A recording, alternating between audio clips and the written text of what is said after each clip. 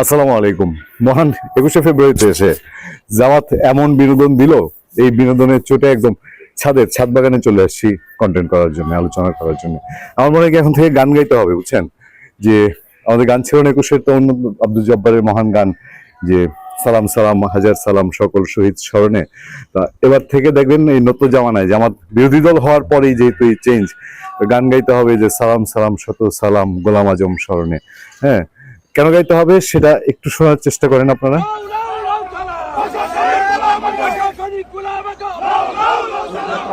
এখন বলেন আপনারা, 74 বছর সময় লাগছে গোলাম আজম মরে যাওয়ার পরেও, আরো 2-4-10 বছর লেগে গেল তাদের মনে করতে যে গোলাম আজম ভাষা সৈনিক লও লও লও সালাম।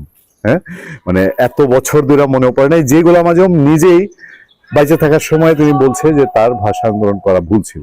আচ্ছা, গোলাম আজম ভাষা সৈনিক, আমাদের তো বলতে কোনো দ্বিধা নেই, কোনো বিষয় নেই। সে তখন বাংলাদেশের ছাত্র উচ্চশিক্ষা প্রতিষ্ঠানের স্টুডেন্ট, সে ভাষা শহীদ হলে এটা মেনে নিতে কি সমস্যা? এখন যে ভদ্রলোক নিজেই তার জীবনে বলে গেলেন, জীবনদার সাথে বললেন যে কি ভাষা আন্দোলন করা ভুল ছিল, কারণ হলো জামাতের এই আদর্শিক মানুষ, তারা মনে করেন জামাত ইসলাম এবং পূর্বপুরুষ যারা, তাদের জামাতের মওদুদিবাদ বলেন, জামাতের অন্যান্য যারা বলেন, গোলাম আজম, সাইদি, নিজামী, মুজাহিদি, ওনারা সবাই তো মনে করতেন যে উর্দুই হচ্ছে মুসলমানের ভাষা আর বাংলা হচ্ছে হিন্দুর ভাষা।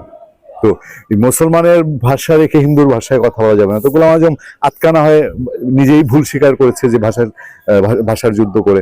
তো সেই গোলাম আজমের নামে এখন আবার কেন তারা স্লোগান দেয়? বিরোধী দলীয় উপনেতা হয়েছে বলে, বিরোধী দলের নেতা হয়েছে বলে। তাহলে কি মানে বিরোধী দলের নেতা হইলে সব হালাল? এতদিন কোরআনের নামে যা বলেছেন না জায়েজ, কোরআনের নামে যা বলেছেন হারাম, এখন বিরোধী দলীয় উপনেতা হইলে এটা হালাল হয়ে গেল? তাহলে এখন যেটা বলেন যে কি একটা সময় আপনাদের আমিরও নারী হবে, আপনাদের প্রধানমন্ত্রীও নারী হবে, আপনারা ডিস্কোতে যাবেন, আপনারা বারে যাবেন, তখন প্রধানমন্ত্রী হইলে পরে কি বলবেন যে ওগুলো হালাল? কারণ হচ্ছে আপনারা তো একসময় শহীদ মিনারে নাজায়েজ বলেছেন, এই প্রশ্নটা করে ফেলেছে আমাদের সাংবাদিক ভাই মেহেদী। আচ্ছা, সেটাই যাব, তার আগে একটু শুনে নেই দুটা কথা। ফুল দিতে আসে না শহীদ মিনার, এবার আপনারা কি মনে করে আইলেন? এবার রাষ্ট্রীয় আচার হিসাবে জামাত এটা নাজায়েজ মনে করে? কোন রাজনীতিবিদ যখন কোনো প্রশ্ন এড়িয়ে যায়, ধরা খায়, যেমন এই যে গত সরকারের স্বরাষ্ট্র উপদেষ্টা ছিলেন না জাহাঙ্গীর আলম চৌধুরী সাহেব, তিনি যখন যে শহীদ মিনারে ফুল দেওয়া নিয়ে গুরুত্বপূর্ণ তথ্য দিলেন আতিক রহমান পূর্ণিয়া। প্রশ্নর উত্তর এড়িয়ে গেছেন, বোঝা গেছে তালমে কালা হয়। রাজনীতিবিদরা হয় উত্তর এড়িয়ে যান, নাহলে খেপে যান, টেম্পারমেন্ট হারিয়ে ফেলেন। মেহেদী আমাদের ঘনিষ্ঠ ছোট ভাই, একসাথে 2-2.5 বছর কাজ করেছি 21 টেলিভিশনে।